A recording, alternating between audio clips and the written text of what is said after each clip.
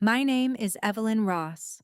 I was 28 years old when I discovered that the most important letter anyone had ever written to me had been hidden by the two people who were supposed to love me the most. I didn't find it in an attic. I didn't discover it in some dusty old box. A mailman looked me in the eye one rainy afternoon and said, "Your grandmother cried when she handed me that envelope. She made me promise I'd make sure it reached you." That's when my entire childhood stopped making sense. If you've ever had someone rewrite your past without your permission, if you've ever questioned your own memories because everyone around you insisted you were wrong, stay with me. Some truths arrive years late, but they still arrive. My earliest memory of my parents wasn't of warmth. It was silence. Not the peaceful kind, the heavy kind. The kind that settles over a dinner table where everyone carefully chooses words that don't start arguments. Our house was spotless. Everything had its place. Shoes lined up perfectly by the front door, family portraits hanging straight, white curtains that my mother washed every Saturday morning. From the outside, we looked like one of those families people secretly envied. Inside, every room felt like a waiting room. No one laughed loudly. No one hugged for very long. Everything had rules. Everything except my grandmother. Margaret Ross lived 30 minutes away in a little blue cottage that smelled like cinnamon, old books, and fresh coffee. The moment I stepped inside her home, I could breathe. She never cared if I tracked mud onto the floor. She'd simply smile. "Oh, good," she'd say. "That means you've actually been outside living." She had a way of making ordinary sentences sound like tiny pieces of wisdom. She listened more than she talked. When she looked at you, she actually looked. Not over your shoulder, not through you. At you. I spent nearly every weekend there growing up, at least until I turned 14. That's when everything changed. One afternoon, my father picked me up earlier than usual.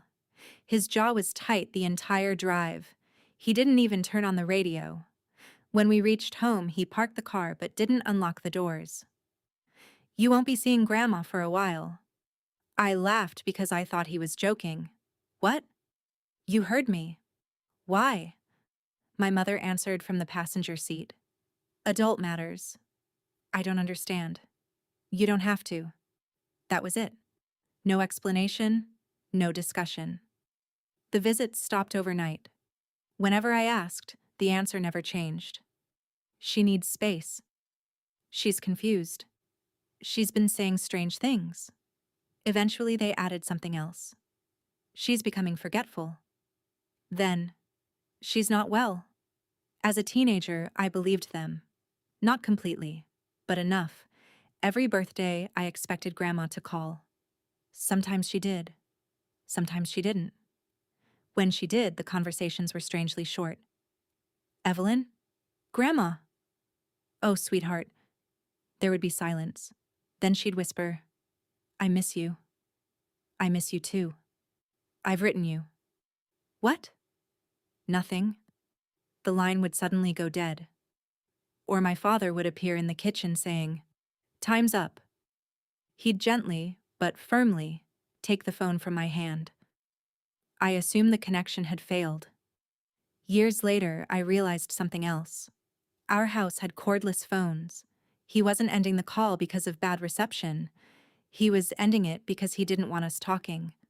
Back then, I never questioned it.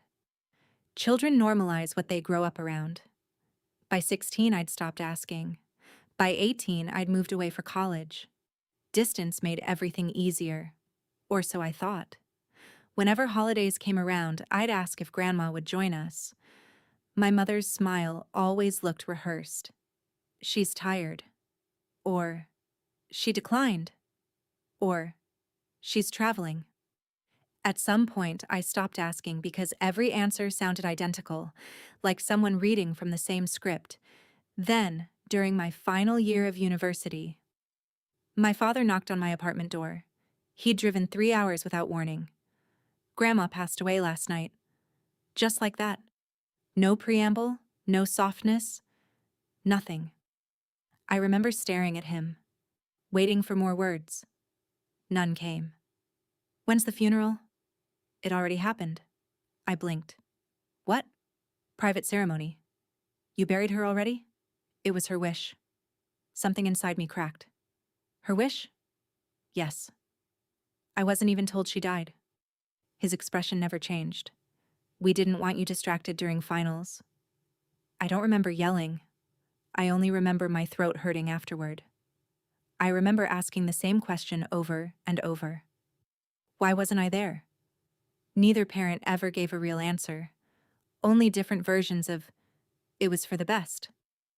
Those 4 words haunted me for years. For the best. Whose best? Certainly not mine. After graduation, I threw myself into work. Marketing agency, long hours, coffee replacing sleep. If I stayed busy enough, maybe I wouldn't think about everything I'd missed. Every now and then, I'd dream about Grandma's cottage. I'd smell cinnamon before waking up. Sometimes I could almost hear her voice. Evie. She was the only person who called me Evie. Nobody else ever had. One Saturday, curiosity finally won. I drove to the old cottage. The blue paint had faded. The garden was overgrown. The porch swing she'd loved was gone. A family I'd never met answered the door. Oh, the woman said kindly. You knew Margaret? I was her granddaughter. The woman's smile disappeared. I'm sorry. I just wanted to look. She nodded. She talked about you. My heart stopped. What? She said she hoped you'd visit. I stared at her. When? Oh, before she moved. Moved? To the care home. I frowned. My parents told me she lived here until... The woman looked confused. No. They sold this place years before she passed. Years? Everything suddenly felt tilted. What care home? She told me the name. I thanked her mechanically before walking back to my car. I didn't drive. I couldn't. I just sat behind the steering wheel with both hands gripping it so tightly my fingers turned white. Years. Why would my parents lie about something so simple? The answer should have been obvious. Instead, I spent the next week convincing myself there had to be a misunderstanding. There always was. There had to be. Finally, I visited the care home. The receptionist searched old records. Margaret Ross? Yes. She smiled sadly. I remember her. You do. She was lovely. I swallowed. I was her granddaughter. The woman's eyes widened. Evelyn? Hearing my own name from a complete stranger sent chills through me. You know my name? She spoke about you constantly. I couldn't breathe. She did? Every day. Every single day. The receptionist hesitated before adding quietly. She always wondered why you stopped writing. The room became impossibly silent. I never stopped. She frowned. Oh. Then came the sentence that would keep me awake for weeks. She said she'd written dozens of letters. Dozens. I never received one. Not one. As I left the building, rain had started falling. Cold. Steady. The kind that soaks through your clothes before you notice. I sat in my car, staring at the windshield as drops blurred the world into watercolor. Dozens of letters. Either an elderly woman suffering memory loss imagined writing them, or someone had made sure they never reached me. I still wasn't ready to believe the second possibility. Not yet. Because accepting that meant accepting something far more terrifying. That the people who raised me hadn't merely lied. They had curated my entire relationship with the one person who loved me unconditionally. And if that was true, what else had they hidden? The answer arrived 3 days later. It came wearing a faded blue postal jacket, carrying a paper grocery bag, and introducing itself with a smile that instantly made my stomach knot. I hope this doesn't sound strange, the elderly man said. But, are you Margaret Ross's granddaughter? I nodded slowly. He looked relieved. Oh, thank goodness. Then his face fell. "I've been hoping to find you for years." And before I could ask why, he quietly said the words that changed everything. "Your grandmother's last letter was never lost." I stood frozen in the rain. The grocery store parking lot suddenly felt impossibly quiet despite the shopping carts rattling somewhere behind me and the hiss of tires passing over wet pavement. The elderly man adjusted the strap of the paper grocery bag against his hip, studying my face carefully. "I shouldn't have said that out here," he murmured. "Would you mind sitting for a few minutes?" Normally, I would have declined. Normally, I would have told a stranger that I had somewhere to be, but nothing about the last week had been normal. I followed him into the small cafe next door. The smell of roasted coffee and warm bread wrapped around us as we settled into a booth near the window. He removed his old postal cap, folded it carefully, and placed it on the table like it deserved respect. "My name's Thomas Bailey," he said. "I carried Route 12 for almost 38 years." He smiled faintly. "I delivered your birthday cards." My throat tightened. "You knew my grandmother?" He chuckled. "Half the town knew Margaret." His smile faded almost immediately. "But I knew her better than most." A waitress appeared, asking what we'd like. I ordered tea without thinking. Thomas asked for black coffee. The silence stretched between us until the cups arrived. Finally, he looked directly at me. "Before I say another word, I need you to answer one question." I nodded. "Did you ever receive a cream-colored envelope with your name written in blue ink?" I didn't even hesitate. "No." He closed his eyes. For several long seconds, he simply breathed. Then he whispered, almost to himself, "I knew it." I leaned forward. "What happened?" He rubbed both hands around the warm coffee mug as though gathering courage from the heat. "It was about 6 years ago. That would have made me 22.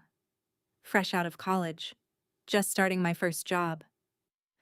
Your grandmother stopped me during my route." His voice slowed, each memory returning piece by piece. "She was standing outside the care home with a little handbag clutched against her chest. I pictured her exactly as she'd always been, neatly dressed, silver hair brushed perfectly, the little pearl earrings she'd worn every Sunday. She asked whether I still remembered the Ross family. I told her of course I did. Then she handed me an envelope." He paused. "I've delivered millions of letters in my life, Evelyn." His eyes glistened. "But I've never had anyone look at me the way your grandmother did." "What do you mean?" "She wasn't asking me to deliver mail." He swallowed. "She was asking me to keep a promise." The cafe disappeared around me. There was only his voice. "She said," Thomas continued quietly, "please make sure my granddaughter receives this herself. Don't leave it in the mailbox. Don't hand it to anyone else. She has to know I never stopped loving her." I felt something twist painfully inside my chest. He continued. "I told her I'd do exactly that." My hands had begun shaking beneath the table. "What happened?" Thomas looked ashamed. "I delivered it." "You did?" "Yes." He nodded slowly. "I drove to your parents' house." A strange feeling settled over me. Cold. Heavy. Like I already knew what he was about to say. "Your mother answered the door." I closed my eyes. Thomas continued. "I asked if Evelyn Ross was home." She smiled. "No," she said. "She's moved away for work." "That was true," I whispered. "Yes." He nodded. Then she said something else. His voice became quieter. "I'm her mother. I'll make sure she gets it." He looked down at his coffee. I believed her. The words landed softly. Yet somehow they hurt more than if he'd shouted them. I handed her the envelope. My breathing became shallow. I watched her close the door. Another silence. I never saw that letter again. Neither did I. Thomas reached inside his jacket pocket. I retired 2 years later. He unfolded a small piece of yellow paper, faded with age. I found this while cleaning out my root book. He slid it across the table. It wasn't the letter. It was a note, in careful handwriting. 3 words. Delivered personally. M.R. My grandmother's initials. Thomas explained. I made notes whenever someone gave me special delivery instructions. I traced the faded pencil marks with one finger. This wasn't proof of what happened afterward, but it was proof the letter had existed. Proof that someone other than my grandmother remembered it. I looked back at him. Why tell me now? He smiled sadly. I've looked for you before. What? I asked around after your grandmother died. His shoulders slumped. People said you'd moved overseas. I've never left the state. I know. He gave a tired laugh. I figured that out eventually. So why today? I saw you walking into the grocery store. He pointed toward the parking lot. You have your grandmother's eyes. For a moment, neither of us spoke. Then he asked the question I wasn't prepared for. Did you ever wonder why she suddenly stopped sending birthday cards? I nodded. I thought she forgot. No. He shook his head firmly. She never forgot your birthday. His voice cracked. Never. That night, I couldn't sleep. Not because of anger. Not yet. Because of uncertainty. I spread old photo albums across my apartment floor. There she was teaching me how to bake biscuits. There we were planting tomatoes in her garden. There she was cheering louder than anyone else at my middle school choir concert. A woman who had never once missed an important day. Had I really believed she'd simply stopped caring? I hated myself for that. Not because I'd chosen to believe it, because I'd been slowly trained to. Little by little.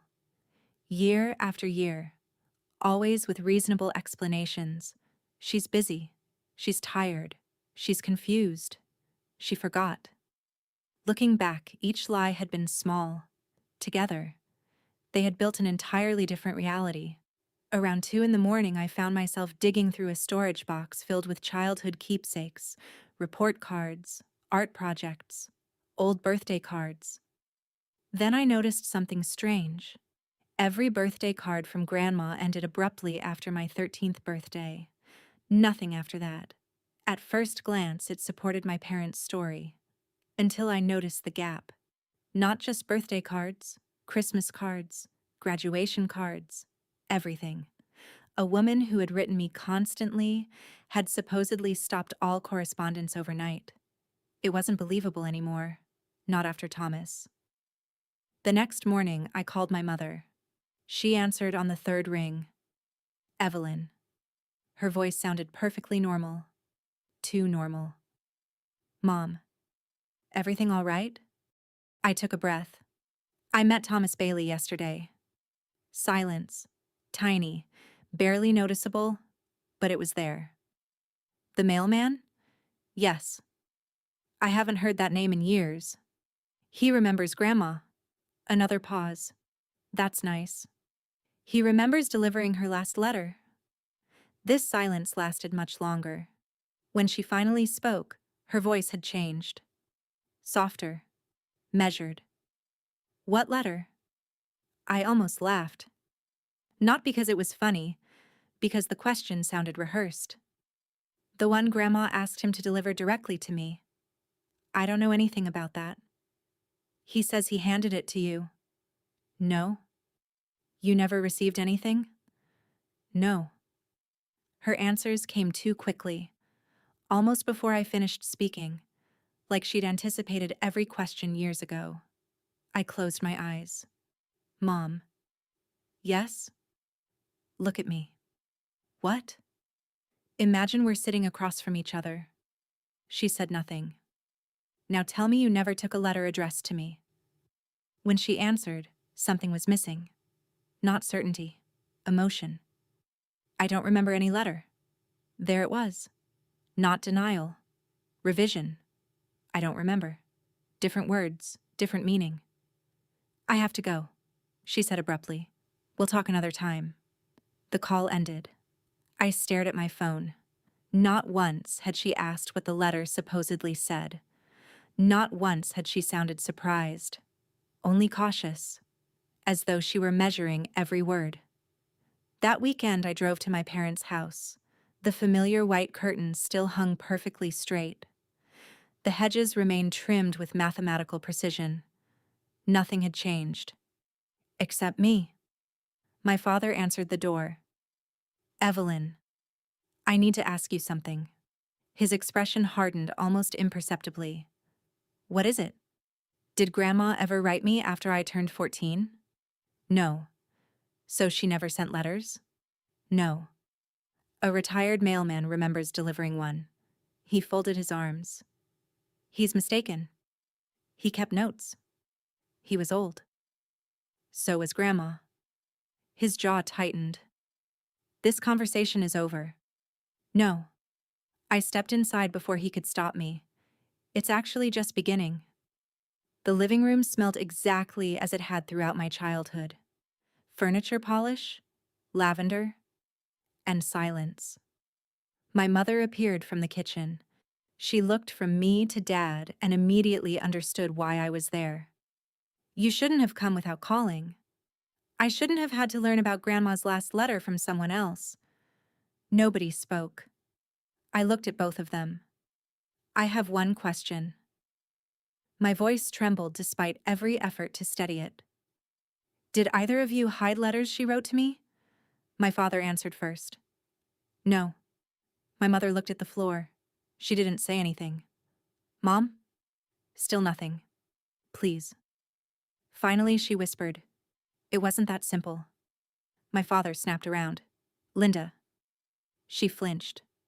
Just enough for me to notice. Not enough for him. I had never seen that look pass between them before. Fear. Not of me, of him. And suddenly, for the first time in my life, I wondered whether my mother had merely participated, or whether she'd spent years obeying someone else's decisions. Before I could ask another question, my father spoke. "You need to leave. I deserve answers.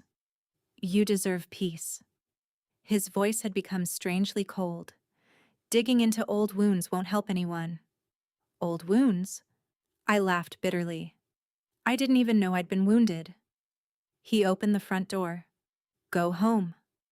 I looked at my mother one last time. She still wouldn't meet my eyes. As I stepped outside, she finally whispered so quietly I almost missed it. "I'm sorry." 3 words, barely audible, but they echoed louder than any argument we'd ever had, because people don't apologize for things that never happened. I drove away with my heart pounding. The apology confirmed only one thing. Thomas hadn't been mistaken. Someone in that house knew exactly what had happened to my grandmother's final letter. They just weren't ready to admit how much else had disappeared with it. And somehow, I had the growing feeling that the missing letter was only the beginning. The apology stayed with me, not because it answered anything, because it didn't. "I'm sorry." 3 ordinary words, yet they carried the weight of years. People apologized for accidents, for forgotten birthdays, for saying something cruel in anger. They didn't apologize when a stranger made up stories about a letter that never existed. By Monday morning, I'd stopped trying to convince myself there was another explanation. There wasn't. Someone had hidden the truth. I just didn't know how much of it. I took a vacation day from work. Instead of opening my laptop, I drove to the county records office. I wasn't entirely sure what I was looking for. Maybe paperwork from the sale of Grandma's cottage. Maybe records from the care home. Maybe nothing.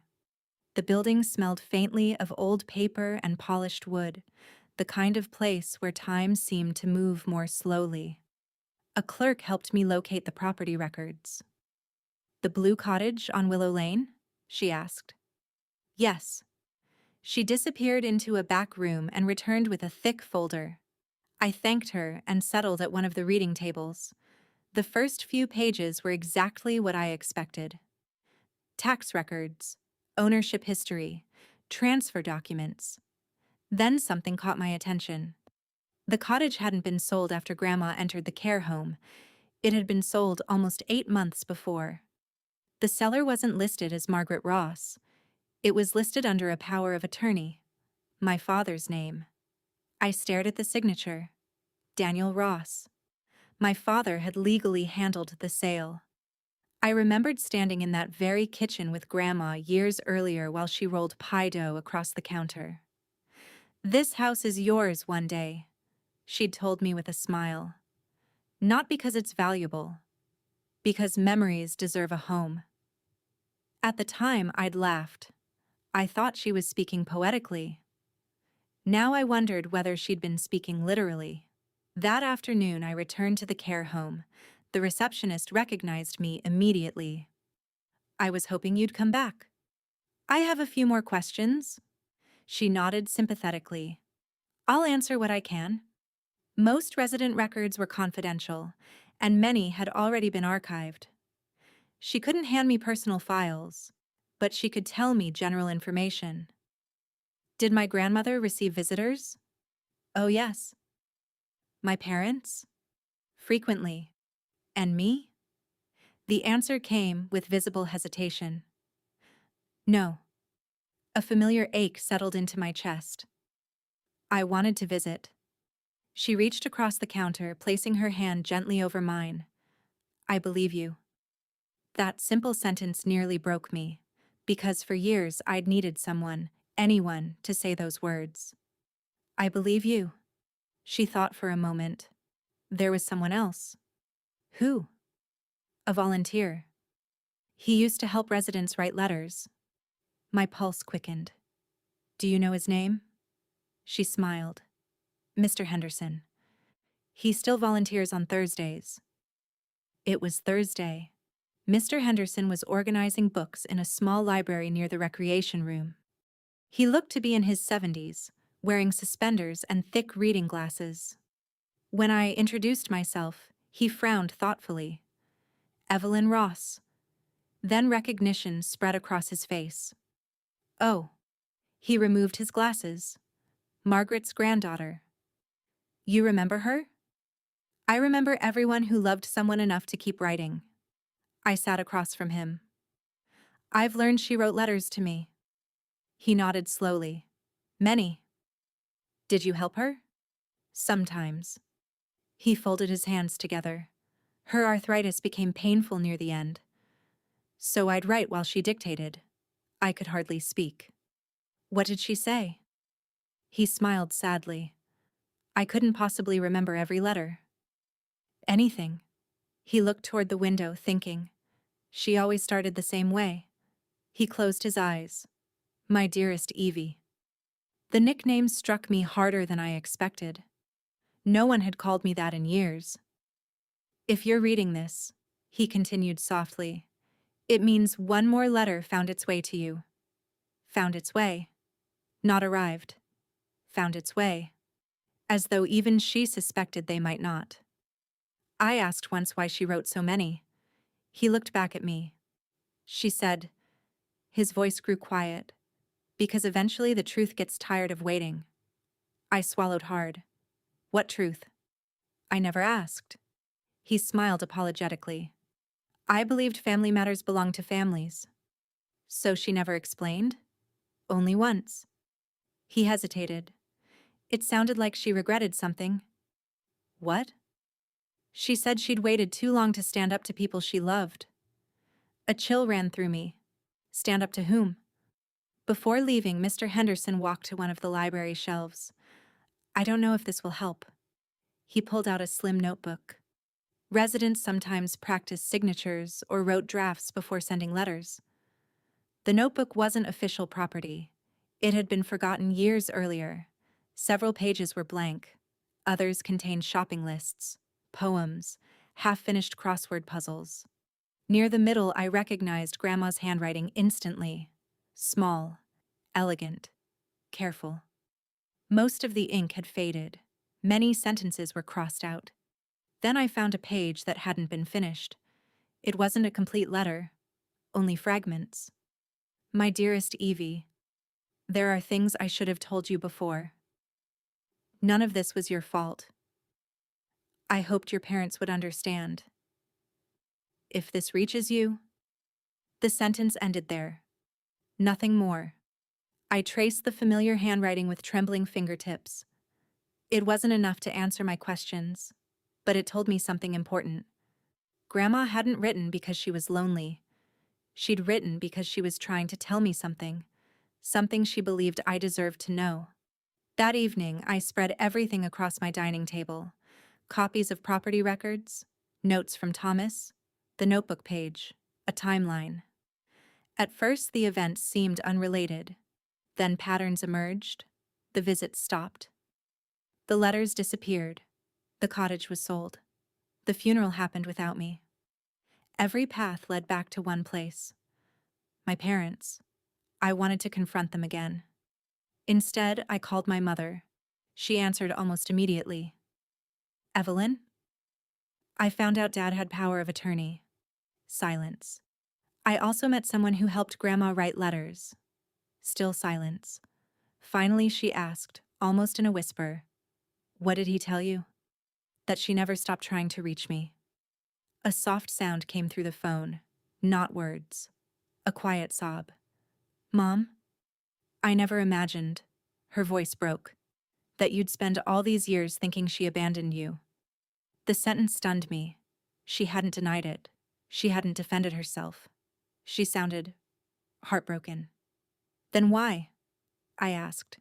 "Why didn't anyone tell me the truth?" She didn't answer. Instead, she whispered, "Your father is coming home." The fear returned to her voice. "I can't talk." "Mom, I'm so sorry." The line went dead. I sat in the dark for a long time afterward. Something about the conversation felt different. For years, I'd viewed my parents as a single decision, a single voice. Now I wasn't so sure. My father had always been decisive, certain, controlled. My mother. She apologized. She cried. She avoided answering, but not because she seemed indifferent. Because she seemed frightened. It didn't excuse anything. But it complicated everything. And complicated truths were often the real ones. 2 days later, there was a knock at my apartment door. I wasn't expecting anyone. When I opened it, my mother stood there alone. She looked exhausted. Older than she had only a week before. In her hands was a small wooden box. "I can't stay long," she said quietly. "If your father knows I'm here." She stopped herself.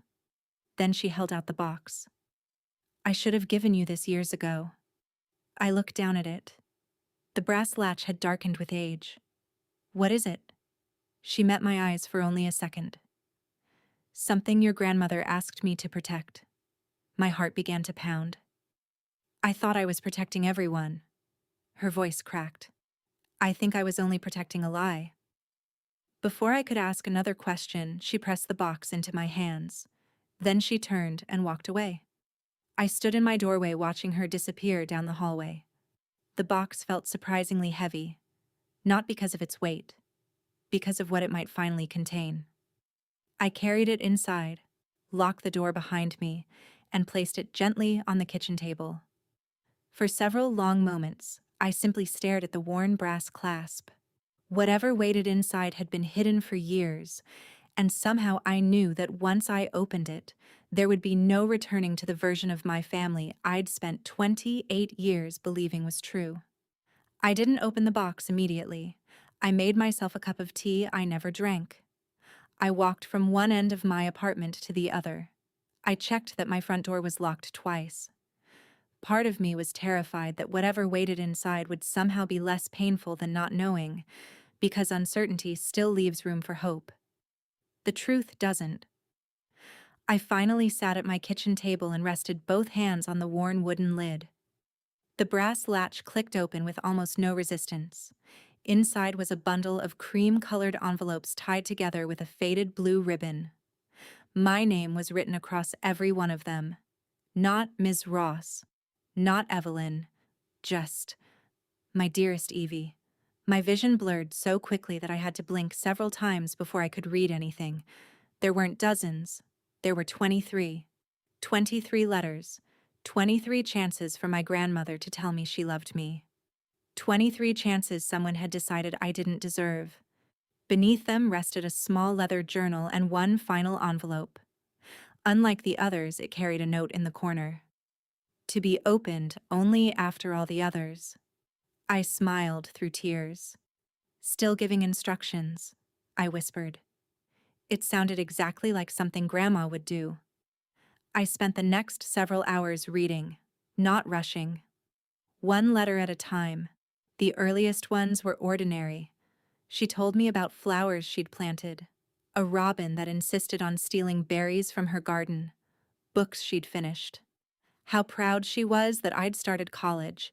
She never once complained that I wasn't visiting. Instead, she kept writing as though she believed I was reading every word, as though she refused to let silence become the final chapter between us. Then the letters began to change. Her handwriting became less steady. Some paragraphs were clearly written by someone else while she signed her own name. She apologized for things I didn't yet understand. She wrote that families sometimes confused control with love, that fear could disguise itself as protection. That secrets grew heavier every year they remained buried. One sentence stopped me cold. If anyone ever tells you I stopped looking for you, don't believe them, not even if that person shares your last name. I pressed the page against my chest. For years I'd believed the exact opposite. By the time I reached the final sealed envelope, the sun had disappeared. The apartment was dark except for the lamp above my table. My hands shook as I unfolded the last pages.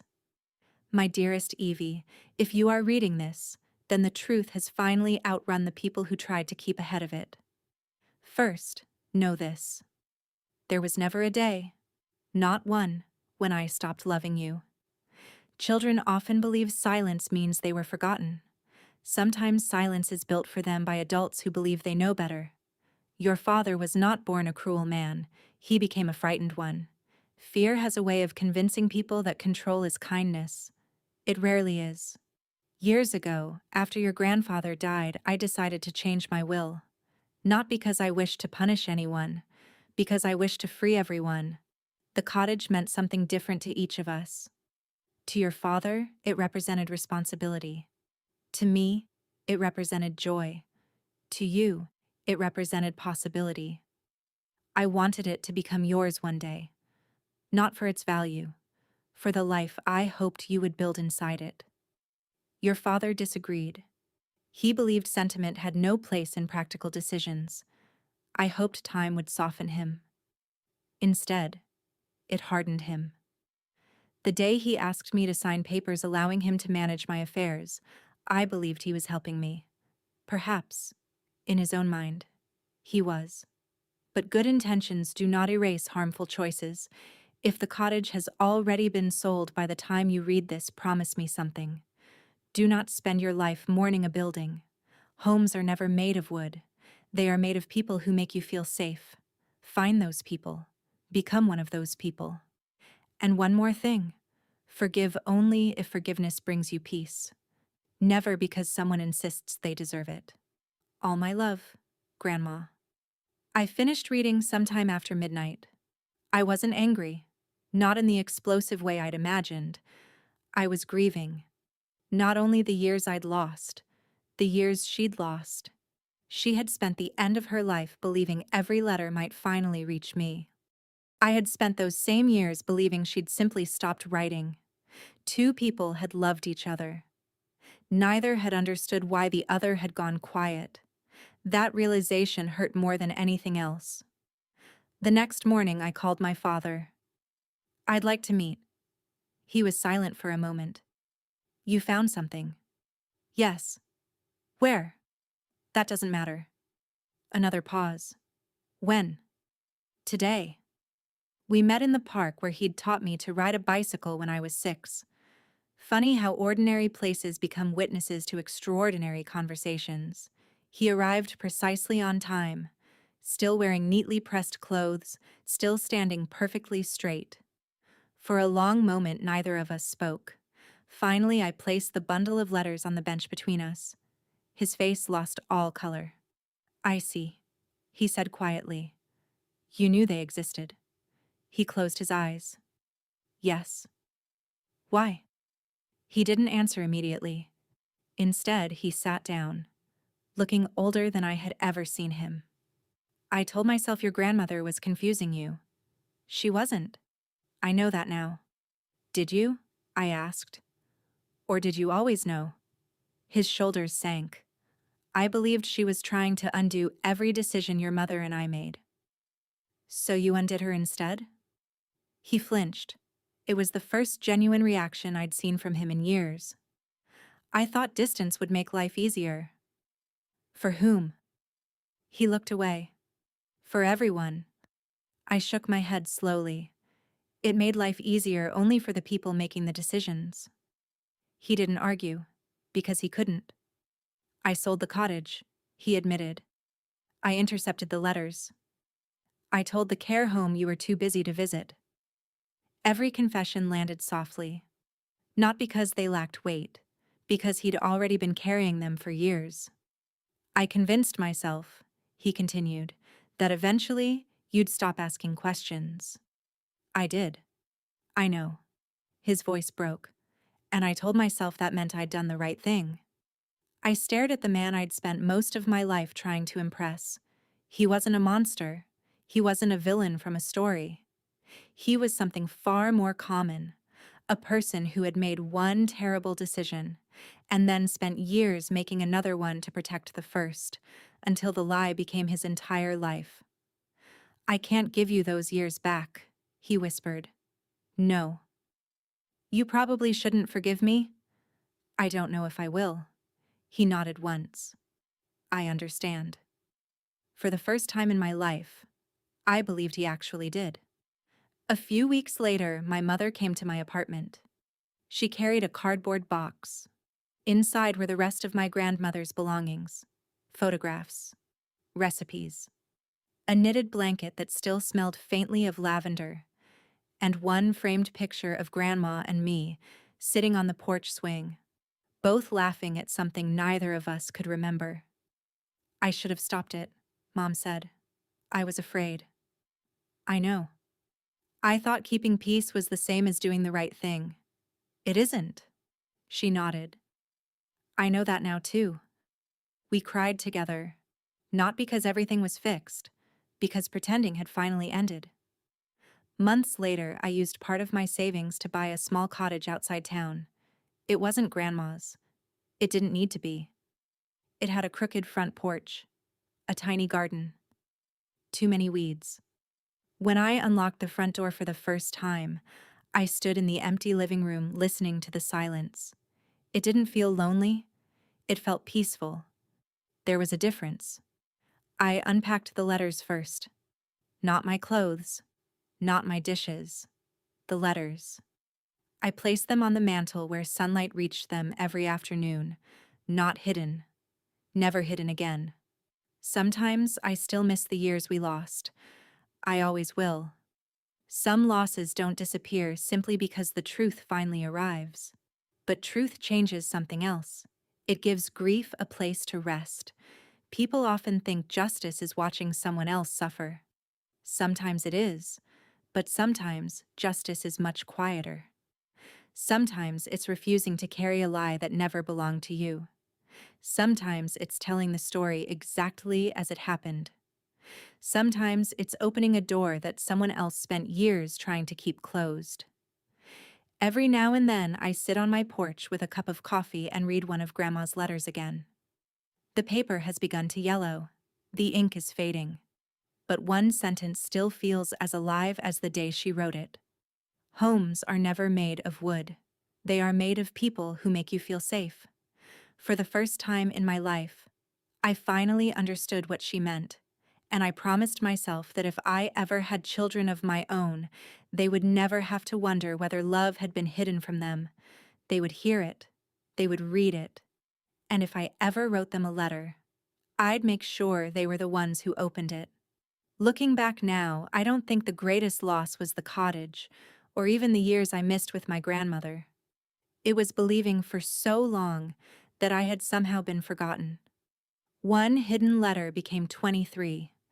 23 reminders that love had been there all along, even when I couldn't see it. My father spent years protecting a decision that should have been admitted the moment it was made. My mother spent those same years confusing silence with peace. In the end, neither of them escaped the consequences. Trust doesn't disappear all at once. It erodes one small lie at a time, until the people you love no longer know which memories are real. People often ask whether I forgave them. The truth is, forgiveness wasn't the finish line. Understanding what happened gave me peace, but it didn't erase the years we lost. Some things can be repaired, others can only be accepted. My grandmother's final gift wasn't a house, an inheritance, or even the letters themselves. It was the reminder that love can survive distance, deception, and time. But truth eventually demands to be heard. Those letters now sit on the mantel in my home. Whenever life feels uncertain, I read one and remember the woman who never stopped believing I'd find my way back to her. And somehow, even though she's gone, I finally did. If this story stayed with you, let me know in the comments. What would you have done if you discovered your family had hidden something this important from you? Could you forgive them? Or would some betrayals change everything forever? If you enjoy stories about family secrets, hard-earned justice, and emotional truths, don't forget to like the video and subscribe for more original stories every week. Until next time, take care of yourself and never underestimate the power of the truth. Even when it's buried for years, it has a remarkable way of finding the person it was always meant to reach.